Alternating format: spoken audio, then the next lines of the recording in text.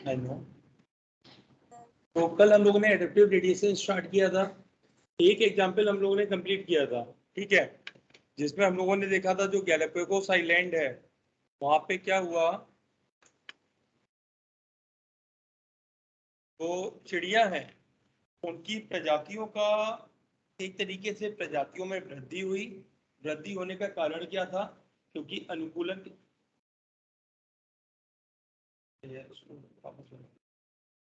ये स्टार्ट होगा ना, तुम लंबे हो खींचो इसको, नहीं नहीं इसको उंगली करो पहले। हाँ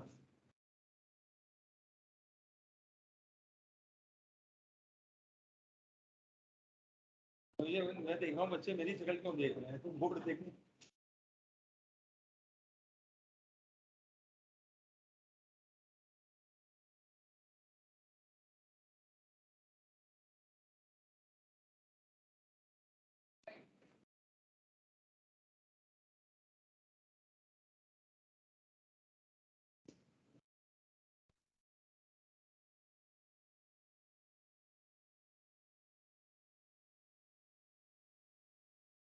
तो अनुकूली विकिरण में हुआ क्या, जब किसी एक दिए गए भौगोलिक क्षेत्र में प्रजातियों का एक से बाद एक निर्माण होता चला जाए अलग अलग एरिया में, क्यों? अडेप्टिबिलिटी या अनुकूलन के कारण, तो उसको बोलते हैं अनुकूली विकिरण। तो अनुकूली विकिरण का कॉन्सेप्ट के लिए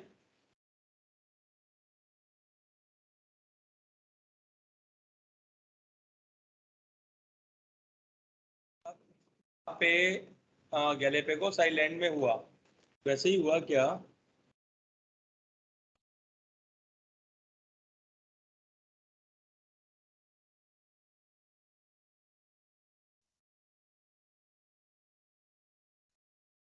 ये जमीन है और यहाँ से दूर ऑस्ट्रेलिया, ये ऑस्ट्रेलिया।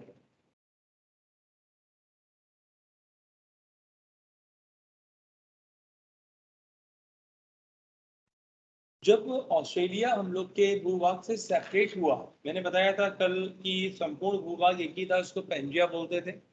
तो जब कॉन्टिनेंटल ड्रिफ्ट हुआ, महाद्वीपीय आपका ये विचलन हुआ, महाद्वीप का निर्माण हुआ, तो ऑस्ट्रेलिया पृथक हुआ। तब तक पूरी और पूरी पृथ्वी पे केवल बने थे मार्सुपियल्स। क्या बने हुए हैं? मार्सुपियल्स। ये हैं शिशुधानी वाले स्तनधारी, ये ऐसे जीवधारी। ऑनलाइन वाले बच्चों आपको स्क्रीन शेयर हो गई है? Yes sir. तो ये ऐसे वो होते हैं एनिमल जिनके एक पाउच होता है, पाउच के अंदर एनिमल का जो बेबी है वो पलता है, इनको बोलते हैं मार्सुपियल्स या मेटाथेरियन। तो पृथ्वी पे केवल और केवल किसका विकास हुआ? मेटाथेरियंस का। तो जब ये सेपरेट हुआ तो यहाँ पे भी क्या है? मुख्य जमीन,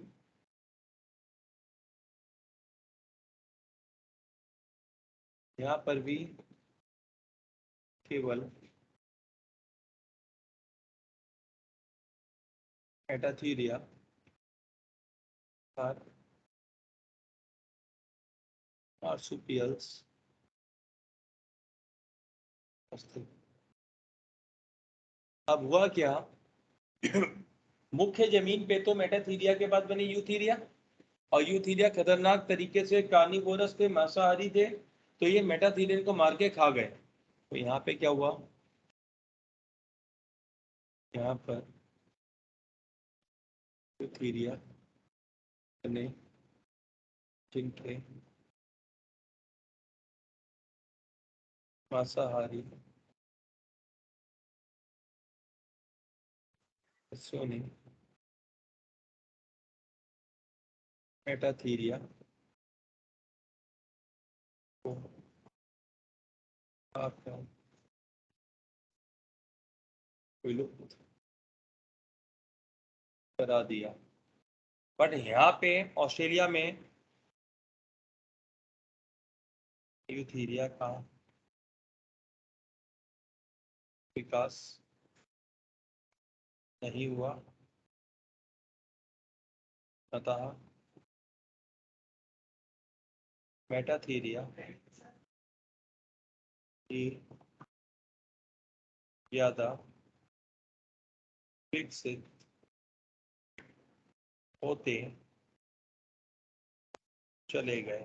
तो यहाँ पे डेवलपमेंट किसका हुआ? जो आपके वो थे मेटाथीरियंस, वही इवॉल्व होते चले गए। अब जैसे इसको मार्सुपियल स्टॉक मान लीजिए, ये पूर्वज टाइप के, इससे बनी मार्सुपियल मोल। मोल बोले छछूंदर, इनसे बना जैसे कोआला बन गया, शुगर ग्लाइडर, या बन गया आपका कैंगेरू।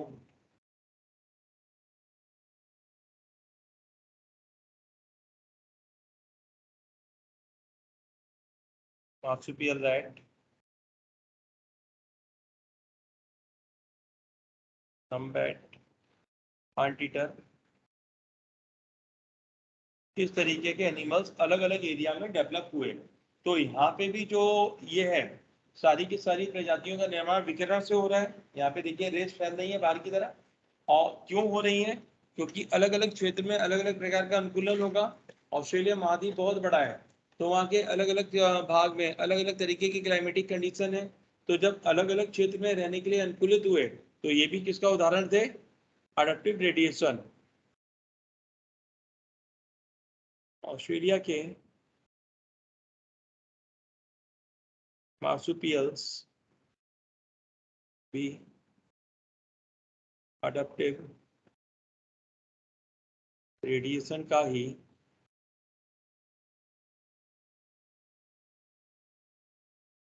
उदाहरण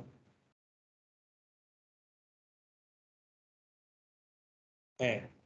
तो दोनों उदाहरण के लिए, एक बिंदु से स्टार्ट होकर अलग अलग भौगोलिक क्षेत्र में क्या हो रही है, प्रजातियों का निर्माण हो रहा है, तो इसको बोला गया अडैप्टिव रेडिएशन। यहाँ तक की क्रिया क्लियर?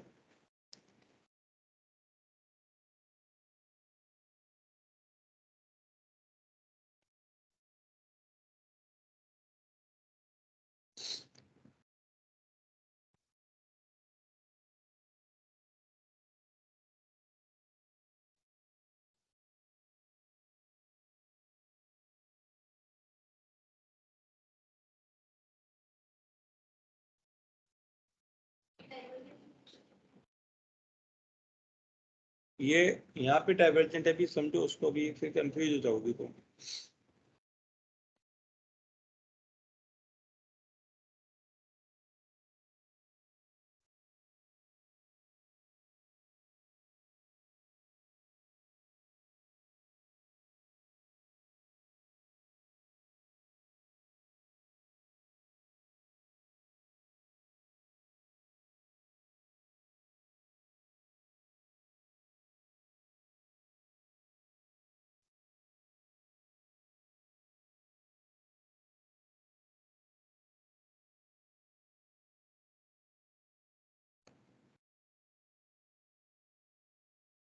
अब हुआ क्या, जो मनुष्य थे, मनुष्य पहुंचे ऑस्ट्रेलिया। मनुष्य कहाँ पहुंच गए? ऑस्ट्रेलिया। और अपने संग ये लेके गए किसको? Eutherian mammals. मनुष्य भी कौन सा है? Eutherian mammals. अब सेम ऑस्ट्रेलिया। तो यहाँ मेटाथीरियन पहले से थे, ठीक है। तो कुछ उदाहरण दे रहा हूँ जैसे मेटाथीरियन के।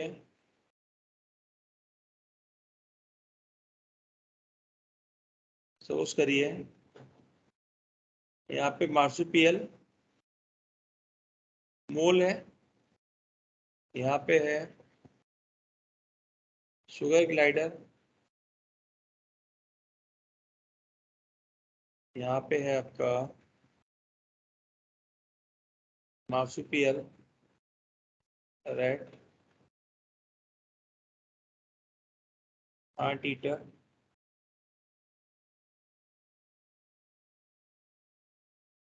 Tasmanian wolf.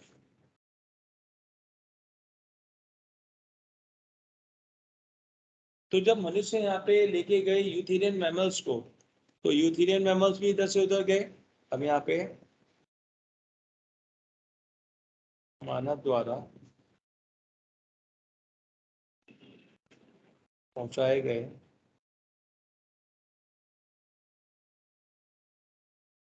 यूथेरियंस यहाँ पे पहुंचा, तो ये बन गया यूथेरियन मोड। यहाँ पे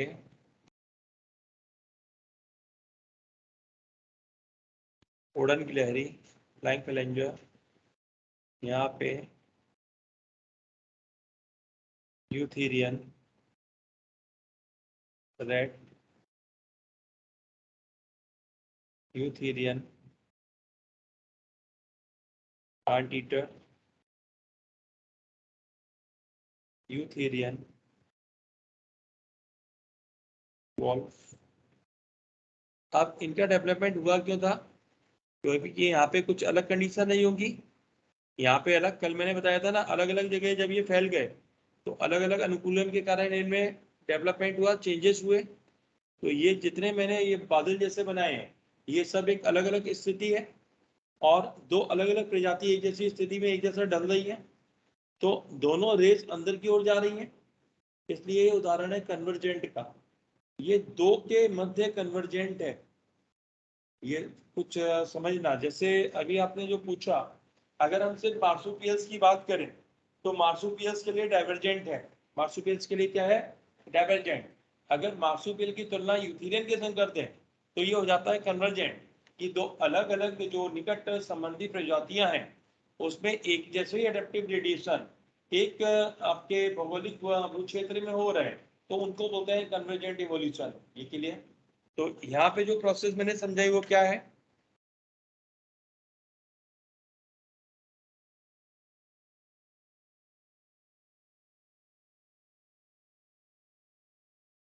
जब एक से अधिक एडेप्टिव रेडिएशन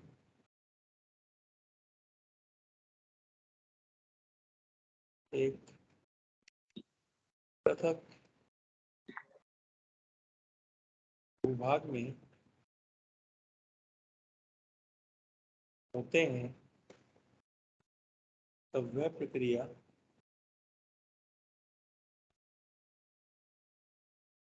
कन्वर्जेंट इवोल्यूशन कहलाती है। कन्वर्जेंट कल आप लोगों ने क्या बताया था? अभिसारी, अभी अभिसारी खुद विकास। अब इसको एक बार एनसीईआरटी के माध्यम से समझते हैं।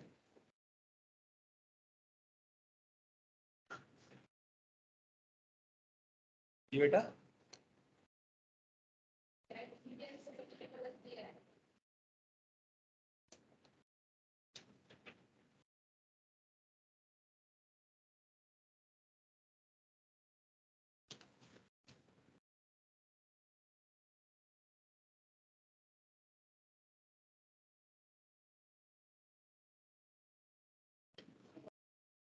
अब देखिए ये वाला जो डायग्राम है, ये डायग्राम वो पहले वाला डायग्राम है जिसमें मैं आपको क्या समझा रहा हूँ, केवल और केवल एडेप्टिव रेडिएशन। एक मार्सुपियल स्टॉक है, मार्सुपियल स्टॉक से मार्सुपियल मोल बना, सुगर ग्लाइडर बना, Tasmanian wolf, tiger cat, banded anteater, marsupial rat, kangaroos, wombat, bandicoot, koala, ये सब बने अलग अलग के क्षेत्रों में। अब इसी को जब कंपेयर करते हैं हम लोग किसके संग? प्लेसेंटल मैमल्स के संग। तो देखिए जैसा मोल दिख रहा है प्लेसेंटल मोल अर्थात छछूंदर, वैसे ही दिखता है ऑस्ट्रेलियन मार्सुपियल। जैसा अपना मार्सो ये यूथेरियन आंटीटर है, ऐसे ही आपका नम्बेट दिखता है, इसको आंटीटर बोलते हैं, वो eutherian मेटाथेरियन।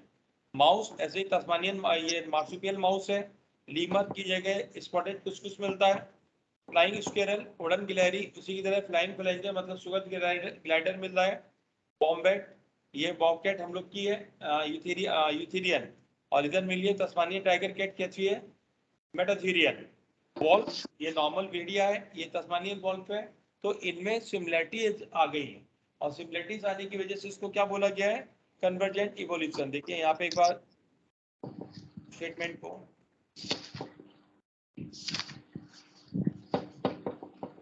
when more than one adaptive radiation appear to have occurred in isolated geographical area representing different habitats, one can call this convergent evolution। इसको क्या बोला जाएगा, convergent evolution। बस ये याद रखना, दो चीजें लगनी है, एक तो आइसोलेटेड जियोग्राफिकल एरिया हो, जैसे ऑस्ट्रेलिया वो पृथक महाद्वीप है और वहाँ पे अलग अलग क्लाइमेटिक कंडीशन हो। तो आपका जो ऑस्ट्रेलियन महाद्वीप है बहुत बड़ा है, तो उसमें क्लाइमेटिक कंडीशन भी क्या है, अलग अलग है, जिसके कारण वहाँ पे दो अलग अलग स्पीसीज में क्या दिख गया है, कन्वर्जेंट इवोल्यूशन। तो ये पूरा क्लियर, कोई डाउट नहीं, आगे बढ़े। बेटा ये माइक किसका ऑन है, बंद करिए माइक करिए बच्चों।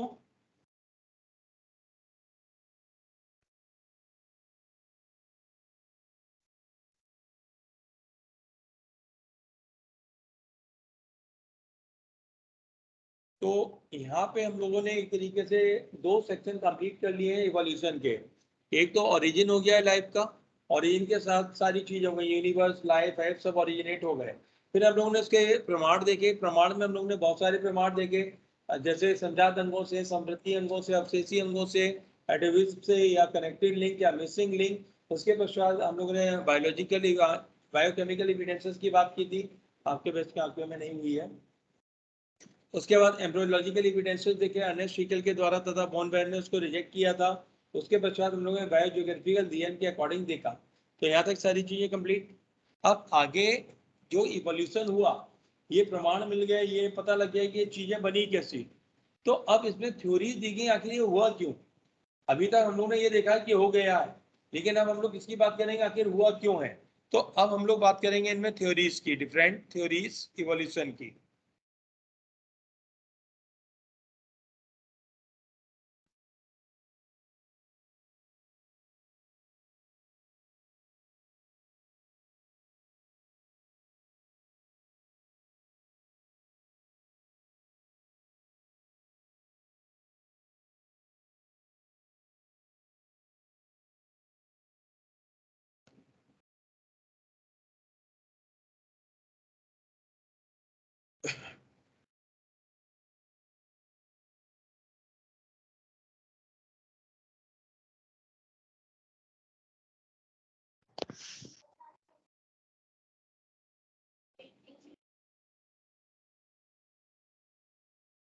कैसे,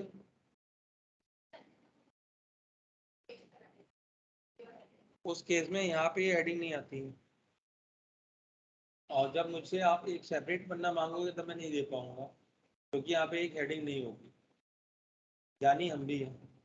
ठीक है, तो इवोल्यूशन में अब हम लोग बात करेंगे थ्योरीज की।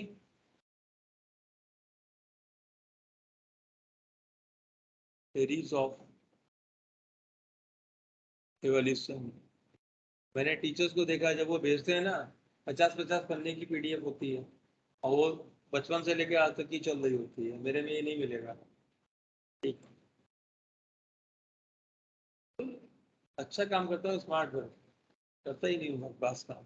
चलिए, थ्योरीज ऑफ इवोल्यूशन, पहली थ्योरी किसने दी, लैमार्क अंकल ने, तो उसको बोलते हैं लैमार्कवाद।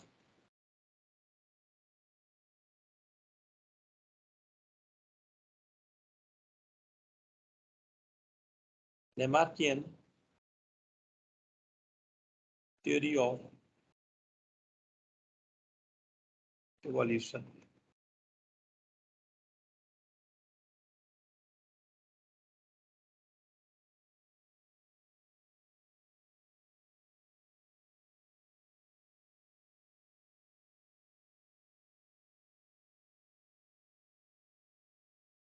प्रतिपादन करता जीन बाप्टिस्टे डी लैमार्क, छोटा सा नाम था इनका, जीन बाप्टिस्टे डी लैमार्क। ये आपने डी करके बहुत से टर्म सुने होंगे, जैसे लिनार्डो डी विंची सुने। तो ये डी लेमार्क का मायने कि तुम कहाँ से आए हो, तुम कहाँ से आए हो? अरे पगले जगह 12। जैसे तुम्हारा नाम क्या है? हितेश। तो जैसे हितेश का नाम इसी तरीके से लिखा जाए तो लिखा जाएगा हितेश डी 12, मतलब 12 का हितेश, 12 से बिलोंग करने वाला। जैसे आप लोग लिखा दिखा होगा ना, फलाने सांगोद वाले, फलाने अलवर वाले, इस तरीके के। तो डी मतलब कहाँ के हैं, लमार के थे कौन, जीन बाप्टिस्ट थे। तो ये हम लोग को लगता है कि कास्ट है, वो कास्ट शास्त्र नहीं, वो गाँव का देहात का नाम है उनका। तो जीन बाप्टिस्ट डी लेमार्क ने क्या किया, सबसे पहले थ्योरी को दिया, किसका, ओरिजिन ऑफ लाइफ कैसे हुई, आखिर ये जो विकास हो रहा है ये कैसे हो रहा है। तो इनके सिद्धांत में मुख्य बिंदु निम्न थे। ये थ्योरी मानी नहीं जाती है, मतलब साइंटिस्टों ने इसको डिस्कार्ड कर दिया, इसको बिलीव नहीं करते हैं। क्यों बिलीव नहीं करते हैं भगवान जाने, मैं तो बिलीव करता हूँ। अब मैं आपको पॉइंट बताऊंगा, शुरू में आप बिलीव नहीं करोगे, फिर जब मैं बता दूंगा फिर आप बिलीव करोगे। तो देखते हैं पहला पॉइंट, ये क्या कहते हैं,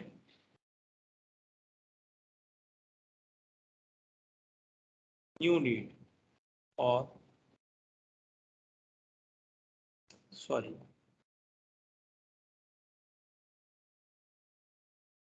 इंटरनल वाइटल फोर्स, आंतरिक जैव बल। इस पॉइंट के माध्यम से उन्होंने ये बोला कि जीवधारी विकास के समय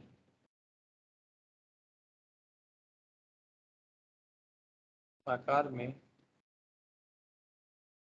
बड़ा होता चला जाता है।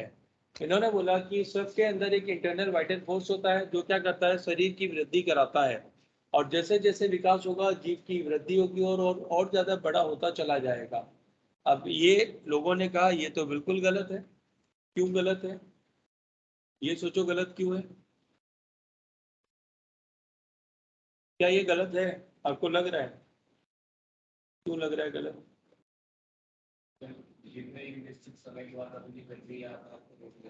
नहीं, मतलब वो इवोल्यूशन की बात कर रहे हो, तुम्हारे बचपन से पैदा होने की बात नहीं कर रहे हैं कि तुम बढ़ते जाओगे दुनिया से निकल जाओगे बाहर, चंद्रमा पहुंच जाओगे।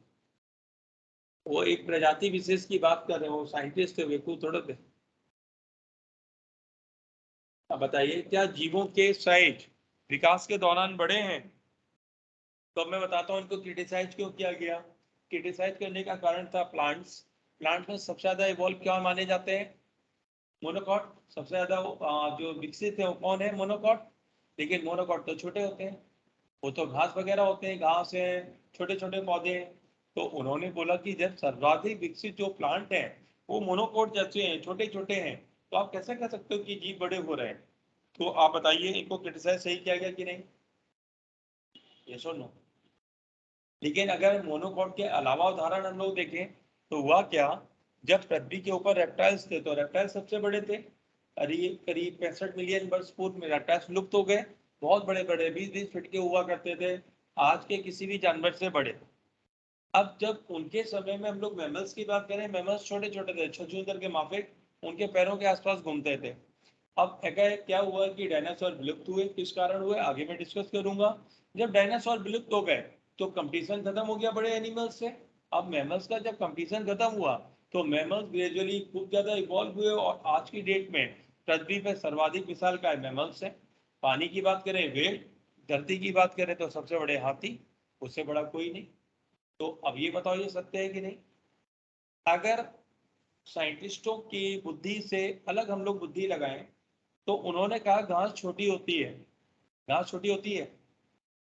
हम लोग किस तरीके से घास को छोटा मान रहे हैं, आप एक दूब घास को मानिए कि एक बड़ा सा फील्ड है आपका, सपोज करो 5 एकड़ में फैला है, आपने दूब घास लगा दी, दूब घास होती है रनर, उसकी टहनिंग आगे जाएगी, फिर बनेगी, फिर आगे जाते जाते एक दिन ऐसा आएगा कि वो उस पूरी जमीन को आच्छादित कर लेगी। तो प्लांट तो एक ही है, एक ही प्लांट से तो बना। हम ये क्यों मान रहे हैं कि वो ऊंचाई में ही बढ़ेगा या वो चौड़ाई में ही बढ़ेगा? वो बड़ा हो सकता है। तो साइंटिस्टों ने जिस तरीके से इसको क्रिटिसाइज किया वो एक अलग तरीका था। इन्होंने जो बोला, एक्चुअली में ये है 1700 कुछ के साइंटिस्ट, उस समय साइंस इतनी ज्यादा तरक्की नहीं कर चुका था जो बहुत ज्यादा चीजें पता होती। तो आकार में वृद्धि एक चीज है, एक फैक्ट है, लेकिन मतलब एक होता है ना कि जैसे बोले कि मनुष्य इस समय सबसे ज्यादा विकसित है, मनुष्य सबसे ज्यादा विकसित है लेकिन सबसे बड़ा तो नहीं है। ये इस तरीके का Yes, क्रिटिसिज्म था। तो जो जीन है, जीन पे भी डिपेंड करेगा कि साइज कितना बड़ा होगा। हाँ, हम लोग अपने पूर्वजों से बड़े हैं। हम लोग के जो पूर्वज, जब मैं आपको पढ़ाऊंगा डेफिथेकस वगैरह, वो 4 फीट के होते थे, हम लोग की नॉर्मल हाइट 5.5-6 फीट पहुंच गई है। यस और नो? तो ये भी इंडिकेट करता है कि इवोल्यूशन के समय चीजें बढ़ेंगी। जैसे घोड़े का उत्विकास देखा गया, जिराफ का देखा गया, इनके जो कंकाल थे वो बकरी जैसे थे इनके पूर्वजों के। आज की डेट में एनिमल्स खूब बड़े बड़े हो गए हैं, तो इवोल्यूशन में चीजें बढ़ती तो हैं। तो इनको जो भी क्रिटिसाइज किया गया, कर दिया गया कि साइज नहीं बढ़ेगा, जबकि इनफैक्ट साइज बढ़ता है। एक, अब पहला पॉइंट मान लिया आप लोगों ने क्रिटिसाइज करने के बाद भी। अब दूसरा देखिए,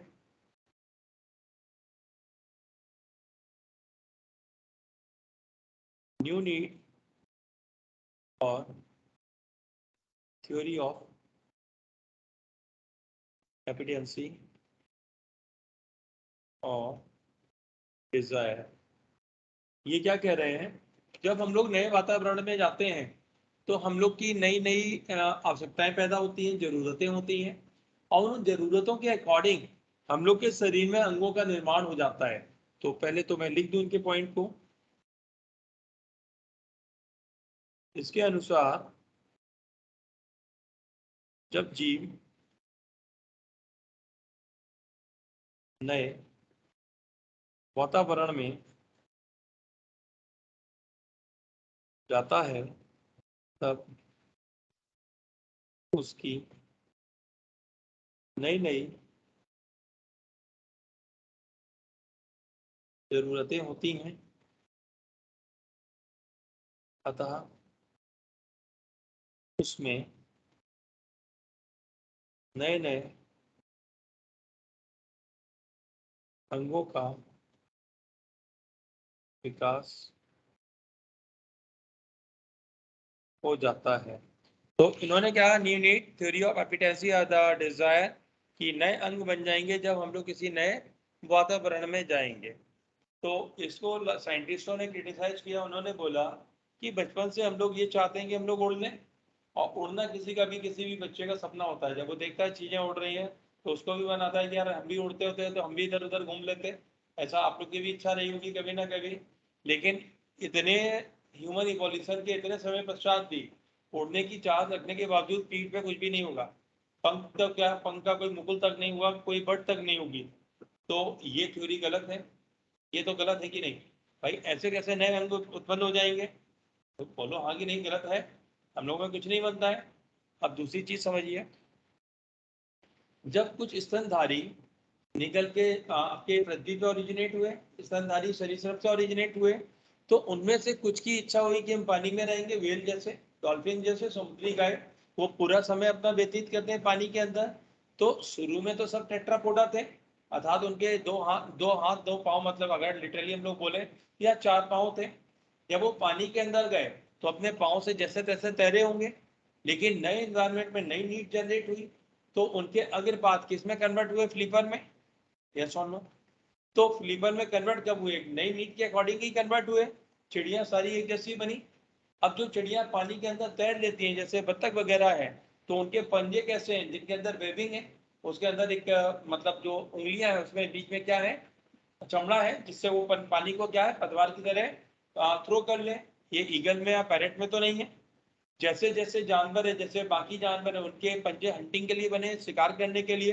तो जिसका जैसा अनुकूलन है वैसी चीजों में मॉडिफिकेशन तो हुआ। अभी हम लोगों ने डार्विन फीचर्स देखे, नए नए वातावरण में गए, जब उनका खान पान चेंज हुआ तो चोंचों के साइज चेंज हो गए, आकार चेंज हो गए, उनके प्रकार चेंज हुए। तो नए एनवायरमेंट में परिवर्तन तो होगा। यस और नो? अब यहाँ पे दिक्कत क्या है इवोल्यूशन जब हम लोग बात करते हैं इवोल्यूशन की, तो इवोल्यूशन अगर हम लोग एक देखें किसी बैक्टीरिया के अंदर देखना है, जीवाणु के अंदर देखना है जिसकी लाइफ साइकिल आधे घंटे की है, आधे घंटे के अंदर जीवाणु डबल हो जाते हैं, तो उनकी एक ही दिन में आपको 48 प्रोजेनी मिल जाएंगी या मोर देन 48। अब अगर हम लोग मनुष्यों की बात करें तो एक प्रोजेनी प्राप्त करने में हम लोग को खूब सारे साल लग जाते हैं। तो हम लोगों में अगर इवोल्यूशन देखना होगा तो हम लोग में लगेंगे मिलियंस ऑफ ईयर। हम लोगों में इवोल्यूशन कब आएगा? मिलियंस ऑफ ईयर में। हम लोगों में इवोल्यूशन 1 साल में, 2 साल में, 10 साल में नहीं आएगा। तो मनुष्यों का जो इवोल्यूशन हुआ, जब हम लोग अगर हम लोग अपनी बात करें, होमो सेपियन सेपियन, हम लोग की उत्पत्ति हार्डली 25,000 साल पुरानी है। अब 25,000 साल पुराने अगर होमो सेपियन सेपियंस है और ये इच्छा करें कि उड़ लेंगे और इनके विंग्स निकल आए, तो अभी तो नहीं निकलेंगे। अगर रोज रोज सोचो और इसमें हजारों करोड़ों साल लग जाए तो हो सकता है। क्यों? जब आप लोग बंदरों की तरह थे, मैं बात कर रहा हूँ 15 मिलियन ईयर एगो, 150 लाख साल पहले, 150 लाख साल पहले हम लोग के हाथ पांव बराबर लंबाई के थे। हम लोग बंदर की तरह पेड़ पे रहते थे, जो हम लोग के पूर्वज माने जाते हैं डायपिथाइगर, हाथ पांव की लंबाई एक जैसी। लेकिन कभी ना कभी वो पृथ्वी पे उतरा, उसने अर्ध सीधी मुद्रा में प्रचलन स्टार्ट किया, चलन स्टार्ट किया उतना मूवमेंट। तो अब पैरों पे प्रेशर ज्यादा आया, हाथ पे प्रेशर लुप्त हुआ, और धीरे धीरे एड़ी का विकास हुआ, हील जिसको बोलते हैं, वो एड़ी धीरे धीरे बनी, फिर जाके कंप्लीट इरेक्ट पोस्चर आया, वर्टिब्रल कॉलम में चेंजेस हुए और हम लोग का कटी वक्र बना। और कटी वक्र बनने के कारण हम लोग की स्टैंडिंग पोस्चर सीधा हो गया और हम लोग सीधे खड़े होकर चलने लगे, हाथ हम लोग के फ्री हो गए चीजों को पकड़ने के लिए। अगर कपी की बात करें, उसका अंगूठा पैरेलल होता है, हम लोग का अंगूठा अपोजिबल होता है, जिससे चीजों को प्रॉपर पकड़ पाए। तो ये भिन्नताएं क्यों आई? नए परिवेश में आई कि नहीं? तो नया परिवेश में नई जब डेवलपमेंट होंगे, नई आवश्यकताएं होंगी, तो डेवलपमेंट भी होते हैं ये। लेकिन समझ में आएगा जब बहुत लंबे समय में प्रैक्टिकल संपादित किए जाए, उनको देख पाए। ये क्लियर? हम लोग की कृमि रूपी परिस्थितिका क्यों गायब हो गई? क्यों आखिर वो लुप्त हो गई? क्यों हम लोग में काम नहीं करती है?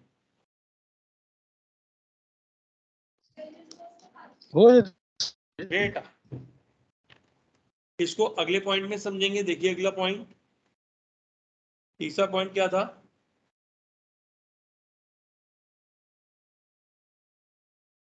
Use and disuse of organs, अंगों का प्रयोग तथा अनुप्रयोग।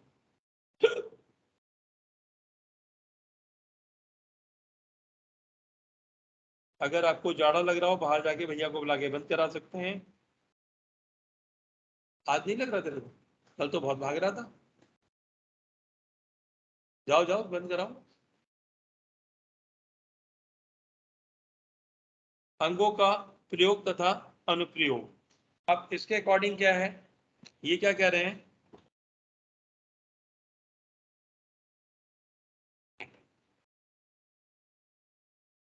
जिन अंगों का प्रयोग ज्यादा होता है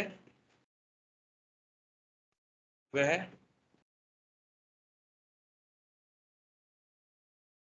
विकसित होते चले जाते हैं। आ जाओ बेटा, तो तुम खुद कर लो। तुम्हें आता है ना, तुम्हें स्विच पता है। इस गेट को खोलो, देखो स्विच तो एक जैसे ही है। हाँ, इस गेट को खोलो।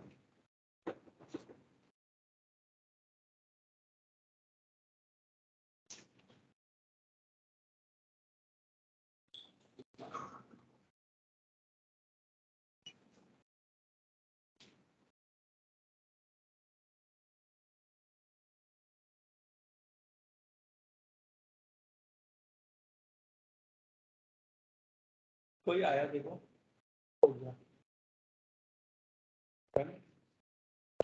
तो जिन अंगों का प्रयोग ज्यादा तो होता है वे विकसित होते चले जाते हैं। वह जिन अंगों का प्रयोग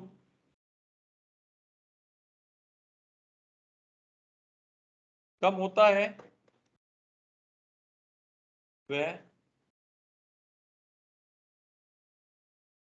लुप्त हो सकते हैं।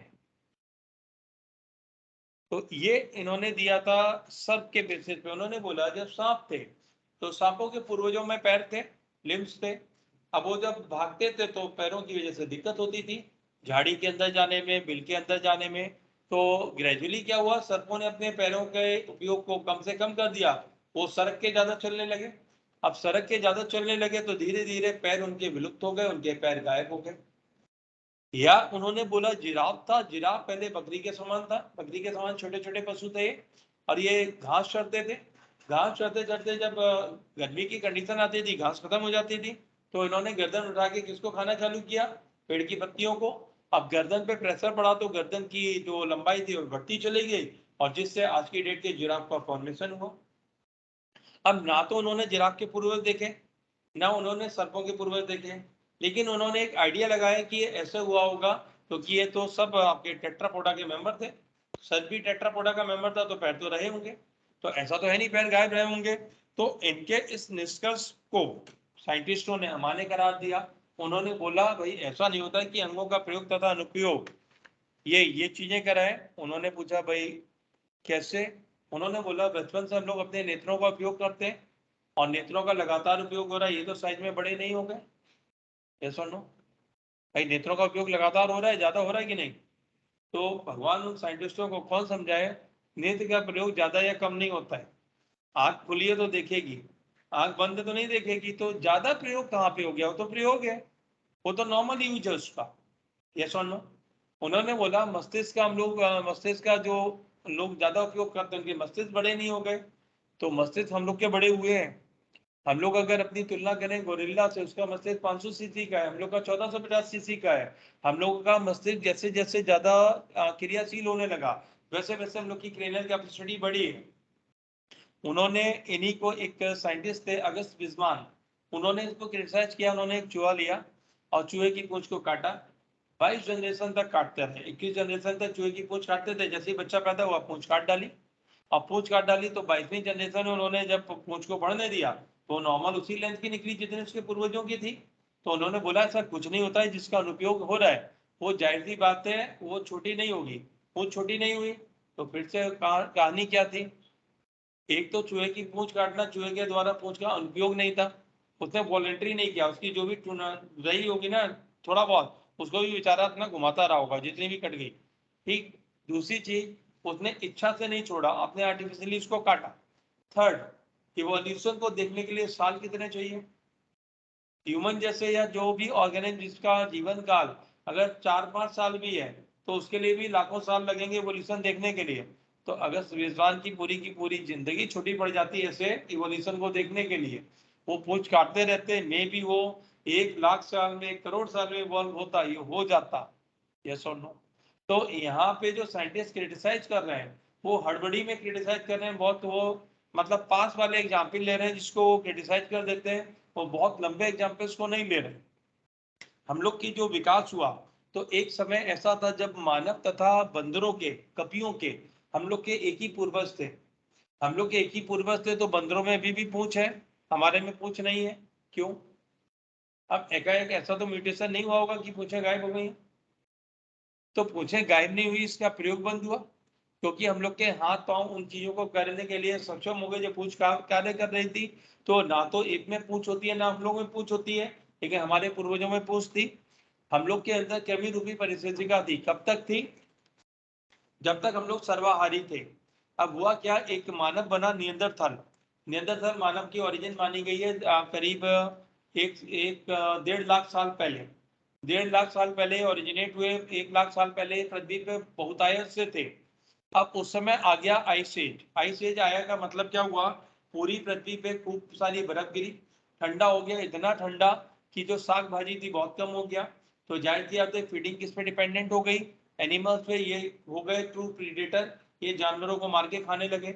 अब जानवरों को मार के खा रहे, टिपिकल मांसाहारी थे हम लोग के पूर्वज। तो अगर ये मांसाहारी है तो कृमि रूपी परिस्थितिका को सेलुलर डाइजेशन के लिए मिला नहीं। और जब डाइजेशन के लिए मिला नहीं और बहुत लंबे समय के लिए नहीं मिला तो धीरे धीरे कृमि रूपी परिस्थितिका का कार्य खत्म हुआ और आज की डेट में वो कैसी हो गई है, वेस्टिजियल हो गई है, अवशेषी हो गई है। ऐसा हुआ कि नहीं? हम लोग के पूर्वजों के कैनाइन बहुत लंबे थे क्योंकि वो मांसाहारी थे और हम लोगों ने कैनाइन का उपयोग वैसा नहीं किया, हम लोग सर्वाहारी हो गए, तो कैनाइन हम लोग के छोटे हो गए कि नहीं। तो ये चीजें इंडिकेट करती हैं कि जो वो बोल रहे हैं वो सही था, लेकिन उसको देखने के लिए लाखों साल की जरूरत पड़ेगी। ये क्लियर। नेक्स्ट, चौथा पॉइंट,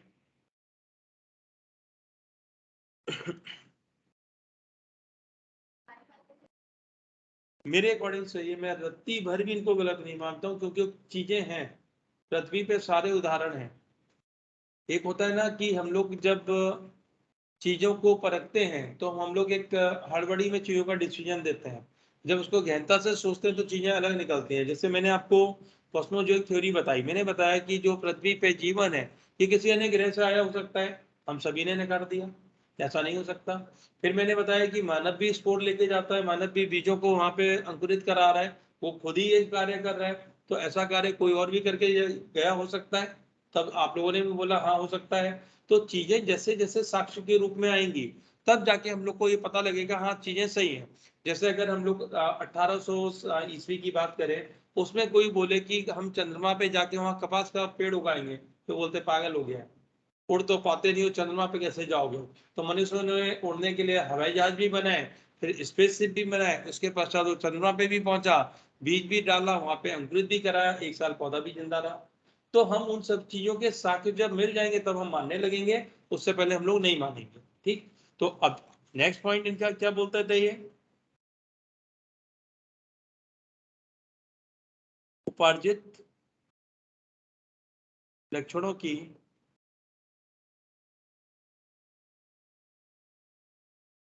वंशागति।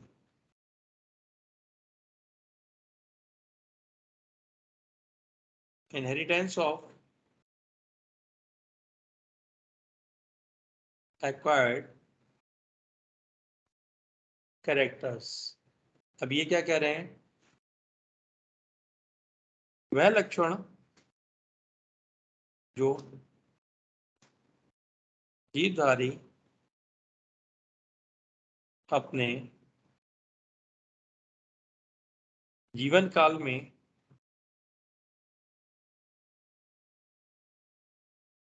अर्जित करता है, उसको वह अपनी संतति में स्थानांतरित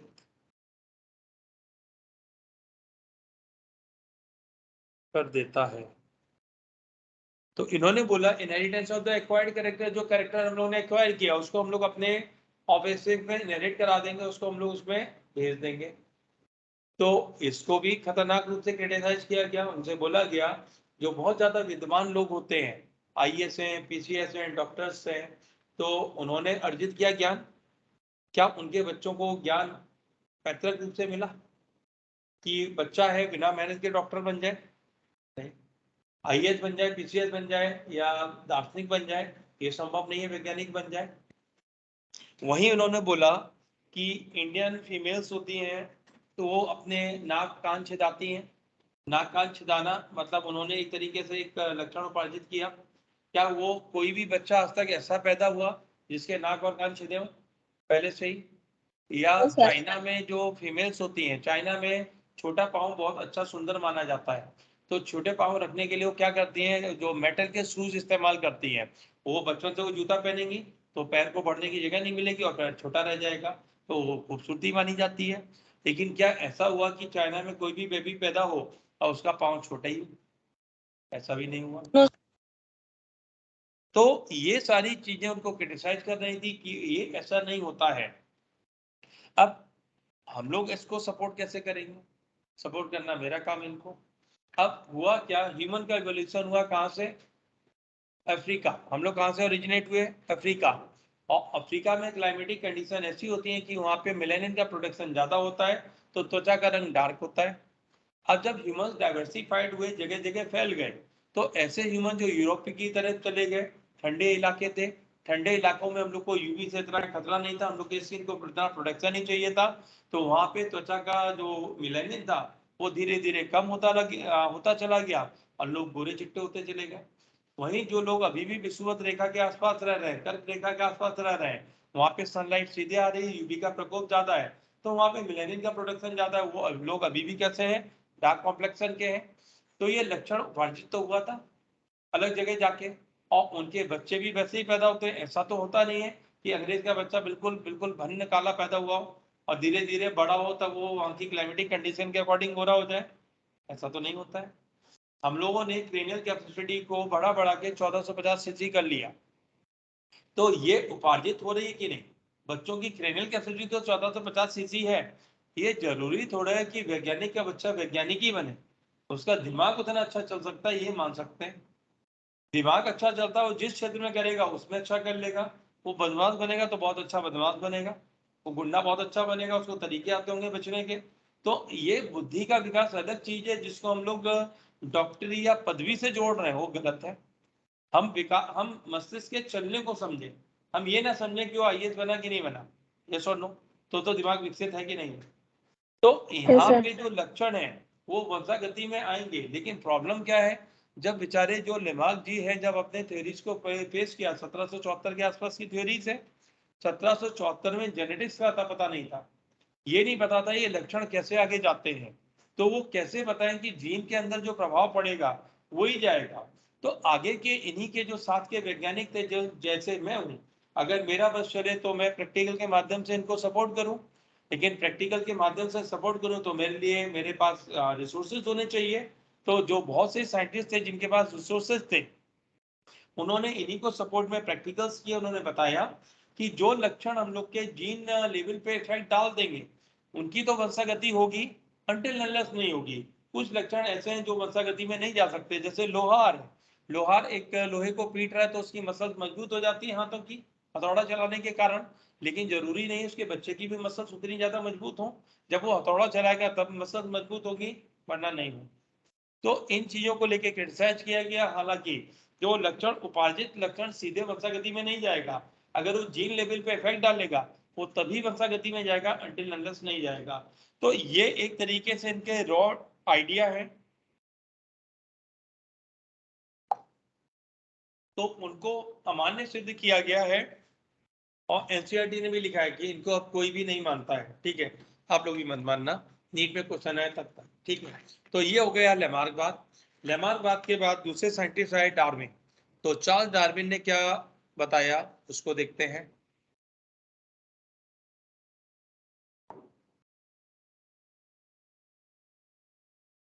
एक मेरी छोटी सी इच्छा पूरी कर दो, जब मैं चैप्टर पार्ट पढ़ा देता हूँ तो घर पे जाके इसकी एनसीईआरटी पढ़ लिया करो, क्योंकि अभी सिलेबस आपका कंपाइल करना है तो समय नहीं है कि मैं एनसीईआरटी को करा पाऊँ यहाँ पे। जितना भी पार्ट हो जाए एनसीईआरटी जरूर पढ़ लिया करो घर जाके। जैसे हम लोगों ने एविडेंसेस कर लिए, तो एविडेंसेस एक पार्ट वहाँ पे दिया हुआ है, तो एविडेंसेस को आज जाके निपटा देना। आज जाके क्या निपटा देना, आपका जो ब्रेक होता है वो लगभग कितने देर का होता है, 15 मिनट। एक ब्रेक में खाना खाते हो, 3 में नहीं खाते हो, 2 में नहीं खाते हो, तो 2 ब्रेक में कर लेना, ठीक, जिसको करना हो, और जिसको भुक्कड़ टाइप का हो वो खाना ही खाना, वो जिंदगी खाने के लिए दे देना।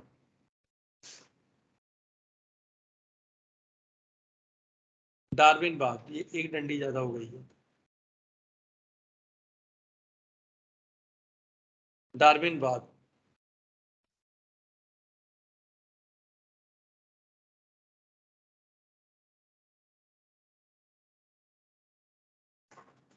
प्रतिपादन करता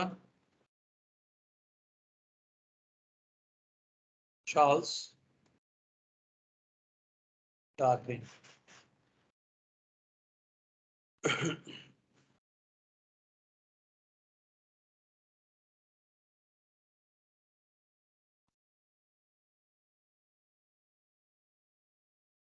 इनकी नौकरी HMS बीगल नामक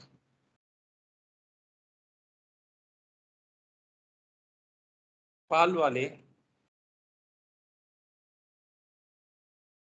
शिप पर लगी, जो रॉयल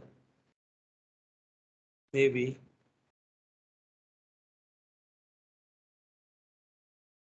इंग्लैंड का पोत था।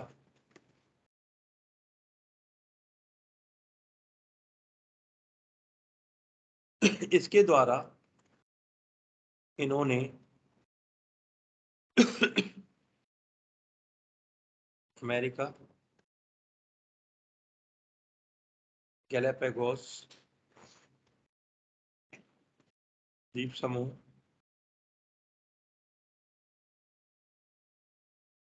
ऑस्ट्रेलिया, अफ्रीका की समुद्री यात्रा की व तथ्यों का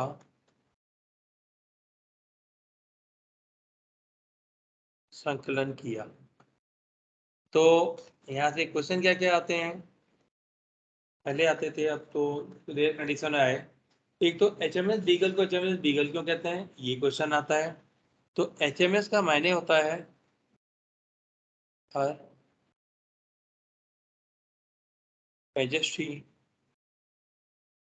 सर्विसेज। हर मैजेस्टी सर्विसेज का मायने क्या है, जो इंग्लैंड है वहाँ पे क्वीन का राज है, क्वीन एलिजाबेथ, या वहाँ पे क्राउन क्वीन का होता है। तो हर मतलब फीमेल के लिए यूज किया जाता है। हर मैजेस्टी मतलब मैजेस्टी बोलते हैं जो बहुत ऊंचे पदवी पे है, ऊंचे पद पे है, तो उनकी सेवा में ये शिप है, ये सुनो। तो रॉयल नेवी किसकी सेवा करती है, वहाँ की रानी की। तो हर majesty services beagle, royal navy में डॉग स्क्वाड था, तो डॉग स्क्वाड में एक कुत्ते का नाम था बीगल। तो अच्छा रहा होगा, किसी कारणवश उसको एक सम्मान पूर्वक कुछ रहा होगा, तो उसके सम्मान में इस जहाज का नाम क्या दिया गया, HMS बीगल।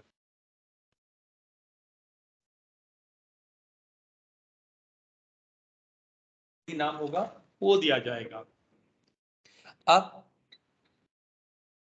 ये इनको लेके क्यों गए रॉयल नेवी के शिप पे, नेवी का शिप तो लड़ाई झगड़े करने जाता है, नेवी शिप तो लड़ाई झगड़े करने जाता है। तो होता क्या है, जो अंग्रेज थे एक जमाने में बहुत तगड़े विस्तारवादी थे, जहाँ पे गए वहाँ पे लूट मार की, कब्जा कर लिया।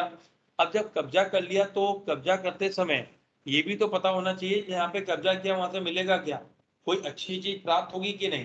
तो अपने साथ में वो बहुत सारे वैज्ञानिकों को रखते थे। तो एक प्रकृति वैज्ञानिक रखेगा जो ये घास फूस के बारे में बता पाए, इससे हम लोग को ये मिल सकता है। अगर ये जो जैसे सपोज करिए उससे भी इंडिया आता, इंडिया आते चार्ल्स डार्विन साहब उतरते हो, देखते हैं यहाँ पे मसालों का बहुत अच्छा हुआ है, तो मसालों के लिए कब्जा किया जाता, हुआ भी इसीलिए था, लेकिन चार्ल्स डार्विन यहाँ नहीं आए थे। तो इन चीजों की पहचान करने के लिए किसको रखा गया था, वैज्ञानिकों को। उन्हीं वैज्ञानिक में कौन थे, चार्ल्स डार्विन। तो जब ये अलग अलग जगह पे पहुंचे, द्वीप समूह पे या स्थल खंड पे पहुंचे, तो इन्होंने तथ्य देखे, अलग अलग वेराइटीज देखी, जानवरों की, आपकी पेड़ पौधों की, और उसके तथ्य संकलित किए, और कुछ फॉसिल्स वगैरह के भी अध्ययन किए, जिसके माध्यम से इनको ये पता लगा कि जो फॉसिल है, जो आज की डेट में जो जानवर है, उसमें सिमिलरिटीज में डिसिमिलरिटीज भी हैं। तो इन सब चीजों को लेके इनका अपने विचार थे। साथ ही साथ इनके साथ और साइंटिस्ट भी थे इनके साथ, का मायने ये है कि जैसे हम लोग हैं, हम लोग इस समय अपना पढ़ लिख रहे हैं, तो हम लोग को जहाँ से मिलेगा अपना काम का हम वो पढ़ेंगे, और उसके माध्यम से हम लोग अपने एक निष्कर्ष निकालते हैं। तो इसी समय पे एक साइंटिस्ट और थे जो अलग एक द्वीप पे काम कर रहे हैं, उनका नाम है अल्फ्रेड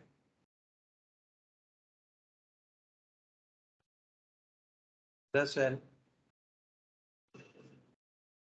वेलेस। ये कल आए थे बायो जियोग्राफिकल एविडेंसेस में। अल्फ्रेड रसेल वेलेस ने 6 जियोग्राफिकल रियाल बनाई थी। तो ये है स्वतंत्र रूप से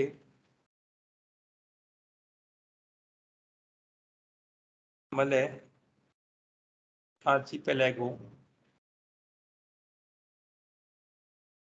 द्वीप पर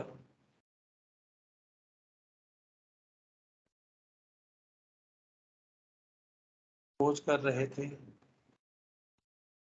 वह बहुत सारे तथ्यों का इन्होंने संकलन किया इन्होंने देखा कि जीव अपने पूर्वजों से बहुत ज्यादा भिन्न हो जाते हैं। इसका मायने क्या, अपने पूर्वजों से बहुत ज्यादा भिन्न हो जाते हैं। सपोज करिए आप एक मिस वर्ल्ड को लेके आए। मिस वर्ल्ड जो भी बनी है, साल कौन बनी है? हरनाथ सिंधु। तो उसको लाके आपने खड़ा किया, और पड़ोस में एक बहुत खूबसूरत सा गोरिल्ला, फीमेल गोरिल्ला लाए, उसको खड़ा किया। अब दोनों की कोई तुलना है क्या? लेकिन पूर्वज तो समान है। तो इतना ज्यादा डिफरेंस आ जाता है ऑर्गेनिज्म में या प्रजातियों में, तो उसको अल्फ्रेड रसेल वेलेस ने नोट डाउन किया, उन्होंने तथ्यों का संकलन किया, और बहुत भले साइंटिस्ट थे। इनको पता लगा कि इंग्लैंड में एक साइंटिस्ट है चार्ल्स डार्विन, वो भी इन चीजों पे कार्य कर रहे हैं। तो इन्होंने अपना जितने भी तथ्य संकलित किए थे उनको एक लेटर लिखा, और लेटर के माध्यम से अपनी जानकारी उनको साझा की। तो डार्विन को अपना तथ्य तो थे ही उनके पास, साथ ही साथ किसके तथ्य मिल गए? आपके अल्फ्रेड रसेल वेलेस के मिल गए। और इन तथ्यों का संकलन किया गया, इनको एक साथ मिक्स किया गया, और इसको मिक्स करके एक किताब लिखी गई, origin of species by the means of natural selection, अर्थात प्रजातियों का निर्माण किसके द्वारा? प्राकृतिक चयन के द्वारा। उस किताब में डार्विनवाद की संकल्पना को प्रस्तुत किया गया, और उसी वजह से डार्विन बहुत ज्यादा फेमस हुए। तो अल्फ्रेड रसेल वेलेस ने तो डार्विन को लेटर लिखा था, उसका शीर्षक था on the tendencies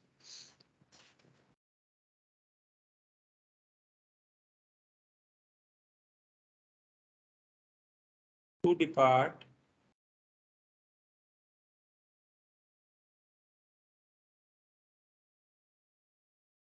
indefinitely from their original type of variety।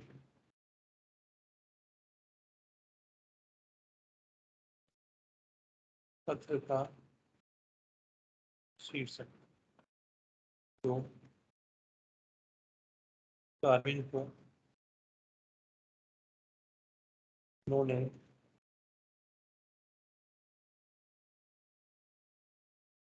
लिखा, on the tendencies to depart, अर्थात टेंडेंसी मतलब एक स्वभाव, एक प्रवृत्ति, टू डिपार्ट, डिपार्ट मतलब दूर चले जाना, इनडेफिनेटली मतलब अनंत काल तक दूर चले जाना, फ्रॉम देयर ओरिजिनल वैरायटी, अपने ओरिजिनल वैरायटी से मतलब असीमित रूप से दूर चले जाना। किसमें?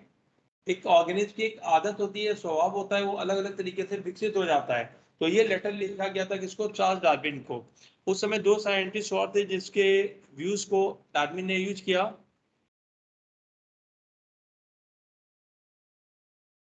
डार्विन थ्योरी में TR. Malthus, work on population where Charles Lyell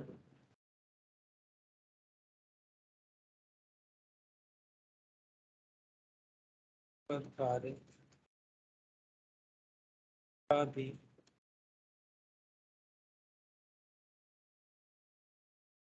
उपयोग किया गया।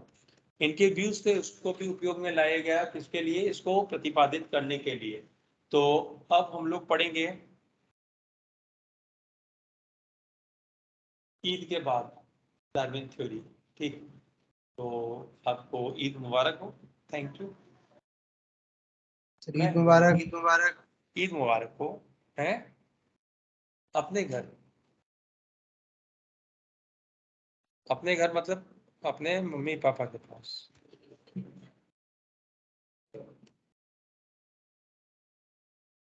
घर वही कहलाता है, ये तो अस्थाई डेरा है।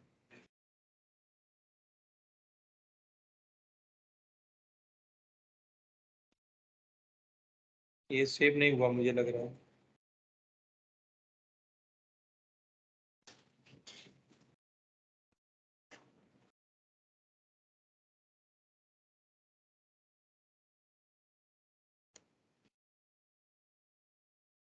आपका ब्रेक प्रारंभ हो चुका है। खाने के लिए आपको बहुत कम समय मिलता है। आप जाएं, भाग भूख के खा पी आएं अपना।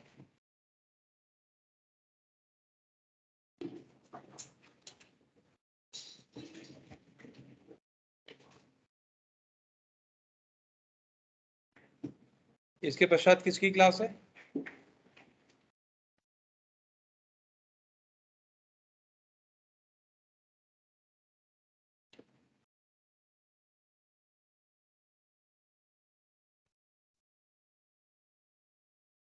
एक बार कृपया करके फाइल्स खोल के देख लें कितनी फाइल्स खोल रही हैं कितनी नहीं खोल रही हैं, क्योंकि मैं गया तो मैं गया, फिर ये लैपटॉप यहीं रहेगा और मैं नहीं हूँगा। भेज दिए बेटा, देखो आते ही सबसे पहले वही काम किया है।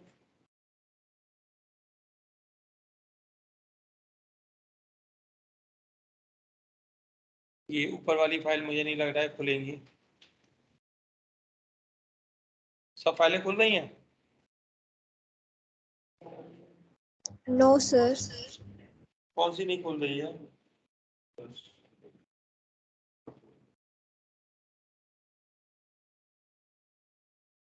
आ रहे हैं।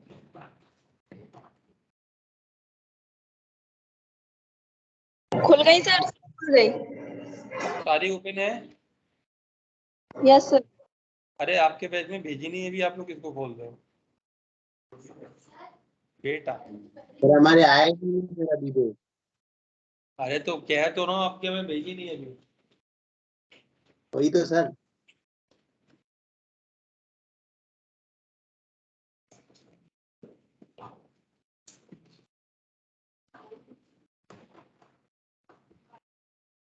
सब आ गई हैं, सब ओपन भी हो रही हैं।